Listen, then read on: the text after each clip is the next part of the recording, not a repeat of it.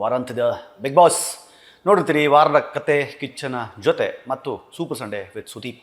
ಈ ಮನೆಗೆ ಅತಿಥಿಯಾಗಿ ಬಂದು ವೈಲ್ಡ್ ಕಾರ್ಡ್ ಆಗಿ ಮತ್ತೆ ಅತಿಥಿಯಾಗಿಯೇ ಹೊರ ಹೋದ ರಜತ್ ಹಾಗೂ Chaitra Kundapura. Already Bigg Boss ಅವ್ರಿಗೆ ಹೇಳಿದರು ನೀವು ಅತಿಥಿ ಅಂತ, ಆದರೆ ಅದನ್ನು ಎಲ್ಲೂ ತೋರಿಸಿದೆ, ಯಾರ ಜೊತೆಗೂ ಆ ವಿಚಾರವನ್ನು ಚರ್ಚೆ ಮಾಡದೆ ಬಿಗ್ ಬಾಸ್ ಮನೆಯೊಳಗಡೆ ಒಬ್ಬ ಕಂಟೆಸ್ಟೆಂಟ್ಗಳಾಗಿ ಹೇಗಿರಬೇಕು ಹಾಗೇ ಇದ್ದು ಮನೆಗೆ ಬೇಕಾಗಿದ್ದು ಒಂದು ಕಿಕ್ ಬೇಕಿತ್ತಲ್ಲ. ಅಂದರೆ ಸ್ವಲ್ಪ ಹೋಗ್ತಾ ಹೋಗ್ತಾ ಹೋಗ್ತಾ ಶೋ ಎಲ್ಲೋ ಒಂದು ಸ್ವಲ್ಪ ನೀರಸ ಆಗ್ತಾ ಇದೆ, ಡಲ್ ಆಗ್ತಾ ಇದೆ, ಅಥವಾ ಒಬ್ಬದೇ ವ್ಯಕ್ತಿಯ ಮೇಲೆ ಶೋ ನಿಂತಿದೆ ಅನ್ನೋ ಥರ ಕಾಣಿಸಿದಾಗ ಈ ಥರದ್ದನ್ನು ಮಾಡಬೇಕಾಗಿ ಬರುತ್ತೆ. ಮತ್ತೊಂದು ಕಡೆ ಸೀಕ್ರೆಟ್ ರೂಮ್ನಲ್ಲಿದ್ದಂತಹ ಧ್ರುವಂತ್ ಮತ್ತು ರಕ್ಷಿತಾ ಮನೆಗೆ ವಾಪಸ್ ಬಂದಿದ್ದಾರೆ. ಆ ಥರದ ಪರಿಸ್ಥಿತಿಗೆ ಬಂದು ನಿಂತ್ಕೊಳ್ಳುತ್ತೆ. ಯಾಕೆ ಅಂತಂದರೆ ಇನ್ಮೇಲೆ ಎವಿಕ್ಷನ್ ಫಾಸ್ಟಾಗಿ ಆಗ್ತಾ ಹೋಗುತ್ತೆ. ಇನ್ನೂ ಮನೇಲಿ ಉಳ್ಕೊಂಡ್ರು ಅಷ್ಟು ಜನರ ಮಧ್ಯದಲ್ಲಿ ಫಿನಾಲೆ ತನಕ ಹೋಗುವವರು 5 ರಿಂದ 6 ಜನ ಅಷ್ಟೇ. ನಮಸ್ಕಾರ, ಸ್ಪೀಡ್ಲೆಸ್ ಕರ್ನಾಟಕದ ವಿಶೇಷ ಕಾರ್ಯಕ್ರಮಕ್ಕೆ ಸ್ವಾಗತ. ನಾನು ನಿಮ್ಮ ಕಿರಿಕೀರ್ತಿ. ವಾರಾಂತ್ಯದ ಬಿಗ್ ಬಾಸ್ ನೋಡಿರ್ತೀರಿ. ವಾರದ ಕತೆ ಕಿಚ್ಚನ ಜೊತೆ ಮತ್ತು ಸೂಪರ್ ಸಂಡೇ ವಿತ್ ಸುದೀಪ್. 2 ಎಪಿಸೋಡ್ಗಳಲ್ಲಿ ಸಾಕಷ್ಟು ಟ್ವಿಸ್ಟ್ ಆ್ಯಂಡ್ ಟರ್ನ್ಸ್ ಆ್ಯಂಡ್ ಎಂಟರ್ಟೈನ್ಮೆಂಟ್ಗಳು ಸಿಕ್ಕಿರುತ್ತೆ. ಸೊ ಹೀಗಿರುವಾಗ ಈ ವಾರದ ವಿಶೇಷ ಏನು ಅಂತಂದರೆ, ಈ ಮನೆಗೆ ಅತಿಥಿಯಾಗಿ ಬಂದು ವೈಲ್ಡ್ ಕಾರ್ಡ್ ಆಗಿ ಮತ್ತೆ ಅತಿಥಿಯಾಗಿಯೇ ಹೊರ ಹೋದ ರಜತ್ ಹಾಗೂ ಚೈತ್ರಾ ಕುಂದಾಪುರ.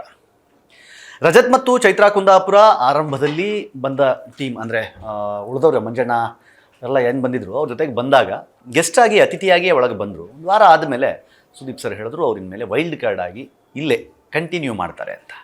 ಅದಾದಮೇಲೆ ಲಿಟ್ರಲಿ ಕಂಟೆಸ್ಟೆಂಟ್ಗಳ ಜೊತೆಗೆ ಕಂಟೆಸ್ಟೆಂಟ್ ತರಹನೇ ಅವರು ಕಾಂಪೀಟ್ ಮಾಡಿಕೊಂಡು ನಾವು ಈ ರೇಸ್ನಲ್ಲಿ ಇದ್ದೀವಿ ಅನ್ನೋದನ್ನು ಅವರಿಗೆ ಅರ್ಥ ಮಾಡಿಸಿದರು. ಉಳಿದ ಕಂಟೆಸ್ಟೆಂಟ್ಗಳಿಗೆ ಹೌದು, ಇವರೂ ಸಹಿತ ನಮ್ಮ ಥರನೇ ಸ್ಪರ್ಧಿಗಳು, ಇವರೂ ಸಹಿತ ಸಾಧ್ಯತೆ ಇದ್ದರೆ ಫಿನಾಲೆ ಕಪ್ ಹೊಡ್ಕೊಂಡು ಹೋಗಬಹುದು ಅನ್ನುವ ನಂಬಿಕೆ ಬರುವ ಹಾಗೆ ಆಟವನ್ನು ಆಡ್ಕೊಂಡು ಬಂದರು.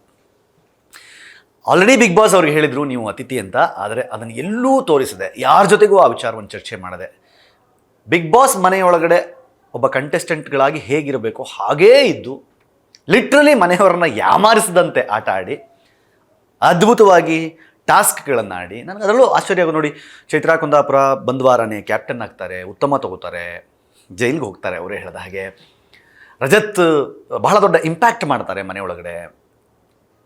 So in the terms of voice ಆಗಿರ್ಬೋದು, ಇನ್ ಟರ್ಮ್ಸ್ ಆಫ್ ಗೇಮ್ ಆಗಿರ್ಬೋದು, ಎಲ್ಲದರಲ್ಲೂ ಒಂದು ಇಂಪ್ಯಾಕ್ಟನ್ನು ಕ್ರಿಯೇಟ್ ಮಾಡ್ತಾರೆ. ಆ ಮನೆಗೆ ಬೇಕಾಗಿದ್ದು ಒಂದು ಕಿಕ್ ಬೇಕಿತ್ತಲ್ಲ. ಅಂದರೆ ಸ್ವಲ್ಪ ಹೋಗ್ತಾ ಹೋಗ್ತಾ ಹೋಗ್ತಾ ಶೋ ಎಲ್ಲೋ ಒಂದು ಸ್ವಲ್ಪ ನೀರಸ ಆಗ್ತಾ ಇದೆ, ಡಲ್ ಆಗ್ತಾ ಇದೆ, ಅಥವಾ ಒಬ್ಬದೇ ವ್ಯಕ್ತಿಯ ಮೇಲೆ ಶೋ ನಿಂತಿದೆ ಅನ್ನೋ ಥರ ಕಾಣಿಸಿದಾಗ ಈ ಥರದ್ದನ್ನು ಮಾಡಬೇಕಾಗಿ ಬರುತ್ತೆ.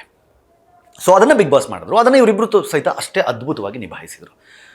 ಆದರೆ ಅವರಿಬ್ಬರು ನೆನ್ನೆ ಮನೆಯಿಂದ ಜೋಡಿಯಾಗಿ ಹೊರಗಡೆ ಬರಬೇಕಾಗಿ ಬಂತು. 4 ವಾರ ಹತ್ತತ್ರ ಇದ್ದು 4 ವಾರದ ಆಟದಲ್ಲಿ ಅದ್ಭುತವಾಗಿ ಮನರಂಜಿಸಿ ನೆನ್ನೆ ಆ ಮನೆಯಿಂದ ಹೊರಗಡೆ ಬಂದಿದ್ದಾರೆ. ಈಗ ಮನೆಯೊಳಗಡೆ ಅವರಿಗೆ ನಮ್ಮ ರೇಸ್ನಲ್ಲಿ ಮನೆಯವ್ರನ್ನ ಹೊರತುಪಡಿಸಿ ಹೊರಗಿನವರು ಯಾರೂ ಇಲ್ಲ, ನಾವು ಮಾತ್ರ ಇದ್ದೀವಿ ಅನ್ನೋ ಫೀಲ್ ಒಂದು ಕಡೆ ಇದ್ದರೆ, ಮತ್ತೊಂದು ಕಡೆ ಇನ್ನು ಮುಂದೆ ಹೋಗೋರೆಲ್ಲ ಇಲ್ಲಿಯ ತನಕ ಮನೆಯಲ್ಲಿದ್ದವರೇ ಅನ್ನುವ ತಲೆಬಿಸಿನೂ ಇರುತ್ತೆ. ಮತ್ತೊಂದು ಕಡೆ ಸೀಕ್ರೆಟ್ ರೂಮ್ನಲ್ಲಿದ್ದಂತಹ ಧ್ರುವಂತ್ ಮತ್ತು ರಕ್ಷಿತಾ ಮನೆಗೆ ವಾಪಸ್ ಬಂದಿದ್ದಾರೆ. ತುಂಬ ಸರ್ಪ್ರೈಸಿಂಗ್ ಆಗಿ ಅವ್ರನ್ನ ಎಂಟ್ರಿ ಕೊಟ್ಟರು. ಆ ನಿಟ್ಟಿನಲ್ಲಿ ಮಾಳು ಮತ್ತು ಯಾರು ಅಶ್ವಿನಿ ಗೌಡ ಅವ್ರನ್ನ ಸೇವ್ ಮಾಡುವ ಇದರಲ್ಲಿ ಆ ಬಾಕ್ಸ್ ಒಳಗಡೆಯಿಂದ ಬಂದು ಸೇಫ್ ಮಾಡ್ತಾರೆ. ಸೊ ಚೆನ್ನಾಗಿತ್ತು, ದಟ್ಸ್ ಪ್ರೋಸೆಸ್. ಅಂದರೆ ನಿಮಗೆ ಗೊತ್ತಿರುವ ಹಾಗೆ ಈ ವಾರ ಪೂರ್ತಿ ವೋಟಿಂಗ್ ಪ್ರೋಸೆಸ್ ಇರಲಿಲ್ಲ. ಸೊ ಹಾಗಾಗಿ ಒಂದು ಕಡೆ ಮೈಂಡಲ್ಲಿತ್ತು. ಯಾಕಂದರೆ ಹೋದ ವಾರ ಎಲಿಮಿನೇಷನ್ ಆಗುತ್ತೆ ಅಂತ ಅಂದ್ಕೊಂಡಿದ್ವಿ, ಆದರೆ ಅವರು ಸೀಕ್ರೆಟ್ ರೂಮ್ಗೆ ಹೋಗಿದ್ರು. ಎಲಿಮಿನೇಷನ್ ಕೊನೆಯ ವಾರಗಳಲ್ಲಿ ತುಂಬ ಸ್ಟ್ರಾಂಗಾಗಿ ಆಗಬೇಕಾಗಿ ಬರುತ್ತೆ. ಸುದೀಪ್ ಸರ್ ಸಹಿತ ಅದನ್ನು ತುಂಬ ಸ್ಪಷ್ಟವಾಗಿ ಹೇಳಿದ್ರು. ಹೇಳಕ್ಕೆ ಬರಲ್ಲ, ಒಬ್ಬರು ಹೋಗ್ಬೋದು, ಇಬ್ಬರು ಹೋಗ್ಬೋದು, ಬಿಗ್ ಬಾಸ್ಗೆ ತಲೆ ಕೆಟ್ಟರೆ 3 ಜನನೂ ಹೋಗ್ಬೋದು ಅಂತ. ಆ ಥರದ ಪರಿಸ್ಥಿತಿಗೆ ಬಂದು ನಿಂತ್ಕೊಳ್ಳುತ್ತೆ. ಯಾಕೆ ಅಂತಂದರೆ ಇನ್ಮೇಲೆ ಎವಿಕ್ಷನ್ ಫಾಸ್ಟಾಗಿ ಆಗ್ತಾ ಹೋಗುತ್ತೆ.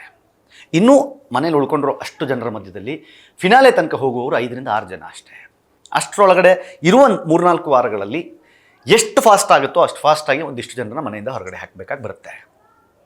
And moreover, very importantly big ಬಾಸ್ನ ಈ ಸಲದ ಸೀಸನ್ನಲ್ಲಿ ನಮ್ಗೆ ಅರ್ಥ ಆಗಿದ್ದೇನು ಅಂತಂದರೆ, ಎಲ್ಲ ತರಹದ ಜಾನರ್ಗಳು ಮನೇಲಿ ಕಾಣ್ತಾ ಇದೆ. ಒಂದು ಕಡೆ ಗ್ಲಾಮರ್ ಕಾಣ್ತಾ ಇದೆ, ಒಂದು ಕಡೆ ಕಾಮಿಡಿ ಕಾಣ್ತಾ ಇದೆ, ಒಂದು ಕಡೆ ಸೀರಿಯಸ್ನೆಸ್ ಕಾಣ್ತಾ ಇದೆ, ಒಂದು ಕಡೆ ಜಗಳ ಕಾಣ್ತಾ ಇದೆ, ಒಂದು ಕಡೆ ಎಮೋಷನ್ಸ್ ಕಾಣ್ತಾ ಇದೆ, ಒಂದು ಕಡೆ ಲವಿ ಡವಿ ಕಾಣ್ತಾ ಇದೆ, ಒಂದು ಕಡೆ ಯಾರನ್ನೋ ಮೆಚ್ಚಿಸಬೇಕು ಅನ್ನುವ ಭರ ಕಾಣ್ತಾ ಇದೆ, ಮತ್ತೊಂದು ಕಡೆ ಬೆಳಗ್ಗೆಯಿಂದ ಸಂಜೆ ತನಕ ಮಾತನಾಡುವಂತಹ ಕ್ಯಾರೆಕ್ಟರ್ಗಳನ್ನು ನೋಡ್ತಾ ಇದ್ದೀವಿ, ಮತ್ತೊಂದು ಕಡೆ ಇಮಿಟೇಟ್ ಮಾಡಿ ಮನೆಯವ್ರನ್ನೇ ಇರಿಟೇಟ್ ಮಾಡುವ ಕ್ಯಾರೆಕ್ಟರ್ಗಳನ್ನು ನೋಡ್ತಾ ಇದ್ದೀವಿ. ಇವೆಲ್ಲ ಕ್ಯಾರೆಕ್ಟರ್ಗಳು ಕೂಡ್ಕೊಂಡಿರೋದ್ರಿಂದ ಮನೆಯ ತೂಕ ಈಗ ಜಾಸ್ತಿ ಇದೆ. ಈಗ ಯಾವ ಜಾನರ್ನವರು ನೆಕ್ಸ್ಟ್ ಹೋಗ್ತಾ ಇರ್ತಾರೆ ಹೊರಗಡೆ ಅನ್ನೋದು ಮ್ಯಾಟ್ರ್ ಆಗುತ್ತೆ ಇಲ್ಲಿ. ಹಾಗೆ ನೋಡಿದ್ರೆ ಇಲ್ಲಿ ರಕ್ಷಿತಾಗೆ ಸ್ವಲ್ಪ ಕ್ಲಾಸಸ್ ತೊಗೊಂಡ್ರು ಸುದೀಪ್ ಸರು, ಅರ್ಥ ಮಾಡಿಸುವ ಪ್ರಯತ್ನವನ್ನು ಮಾಡಿದರು. ಏನು ಮಿಸ್ಟೇಕ್ ಮಾಡ್ತಾ ಇದ್ದೀರಿ ನೀವು, ಯಾವಾಗ ನೀವು ಇನ್ನೋಸೆಂಟ್ ಅನ್ನಿಸ್ತೀರಿ, ಯಾವಾಗ ನೀವು ಜಗಳಗಂಟಿ ಅನ್ನಿಸ್ತೀರಿ ಅನ್ನೋದನ್ನು ಅರ್ಥ ಮಾಡಿಸುವ ಕೆಲಸವನ್ನು ಮಾಡಿದ್ರು. ಗಿಲ್ಲಿ ಎಂದಿನಂತೆ ತನ್ನ ಆಟದ ವೈಖರಿಯಲ್ಲಿ ಏನು ಮಾಡಬೇಕು ಅದನ್ನು ವಾರ ಪೂರ್ತಿ ಮಾಡಿ, ವೀಕೆಂಡ್ ಬಂದಾಗಲೂ ಸಹಿತ ಅದನ್ನು ತನ್ನ ಕೌಂಟರ್ಗಳಿಂದ ನಾ ಕಂಡ ಚೈತ್ರ ಅಂತ ಒಂದು ಪುಸ್ತಕ ಬರೆದ್ರೆ ಹೇಗಿರುತ್ತೆ ಅಂತ ಕೇಳಿದ್ರೆ, ಅಯ್ಯೋ ಕಂಡಿದ್ದೇ ತಪ್ಪಾಗ್ಬಿಟ್ಟಿದೆ, ಕಾಣದಿದ್ರೇ ಒಳ್ಳೆದಿತ್ತು ಅಂತ ಹೇಳಿದಾಗ ಇಡೀ ಮನೆ ಮಾತ್ರ ಅಲ್ಲ ಹೊರಗಿದ್ದವರು ಸಹಿತ ನಗ್ತಾರೆ, ನಗು ಬರುತ್ತೆ. ಅಂದರೆ ಆ ಕೌಂಟರ್ಗಳು ಅಷ್ಟು ತುಂಬ ಶಾರ್ಪಾಗಿ ಹೊಡೆದು ಬಿಗ್ ಬಾಸ್ ಕಪ್ಗೆ ಹತ್ತಿರವಾಗುವ ಹಾಗೆ ಕಾಣ್ತಾ ಇದೆ ಸದ್ಯಕ್ಕೆ. ಎಲ್ಲಿ ಸೋಷಿಯಲ್ ಮೀಡಿಯಾ ನೋಡಿದ್ರು ಸಹಿತ ಗಿಲ್ಲಿ ಮತ್ತು ರಕ್ಷಿತಾಳ ಹೆಸರು ಬಹಳ ಸ್ಟ್ರಾಂಗಾಗಿ ಕೇಳಿಸ್ತಾ ಇದೆ. ಬಟ್ ಗೊತ್ತಿಲ್ಲ, ಬಿಗ್ ಬಾಸ್ ಯಾವುದೇ ಹಂತದಲ್ಲಿ ಯಾವುದೇ ಕ್ಷಣದಲ್ಲಿ ಬಿಗ್ ಬಾಸ್ ವೀಕ್ಷಕನ ನೋಡುವ ದೃಷ್ಟಿಯು, ಬಿಗ್ ಬಾಸ್ನಲ್ಲಿ ಅವರು ಕಾಣಿಸ್ಕೊಳ್ಳುವ ದೃಷ್ಟಿಯು ಯಾವುದೇ ಸಮಯದಲ್ಲಿ ಬದಲಾಗ್ಬೋದು. ಸೊ ಹಾಗಾಗಿ ಅದನ್ನೆಲ್ಲ ಗಮನದಲ್ಲಿ ಇಟ್ಕೊಂಡು ನೋಡಿದಾಗ ಐ ಥಿಂಕ್ ರೇಸ್ ಈಗ ಸ್ಟ್ರಾಂಗ್ ಆಯಿತು, ಓಟ ಈಗ ವೇಗ ಪಡ್ಕೊಳ್ಳೋದು. ನಿಮ್ಮ ಪ್ರಕಾರ ಯಾರು ಕಪ್ ಗೆಲ್ಲೋಕೆ ಅರ್ಹರು? ಕಮೆಂಟ್ ಮಾಡಿ ಹೇಳಿ. ನೋಡ್ತಾ ಇರಿ ಸ್ಪೀಡ್ ಪ್ಲಸ್ ಕರ್ನಾಟಕ. ಇದು ನಿಮ್ಮಿಂದ ನಿಮಗಾಗಿ, ನಿಮಗೋಸ್ಕರ ಮತ್ತೆ ಸಿಗ್ತೀನಿ. ನಮಸ್ಕಾರ.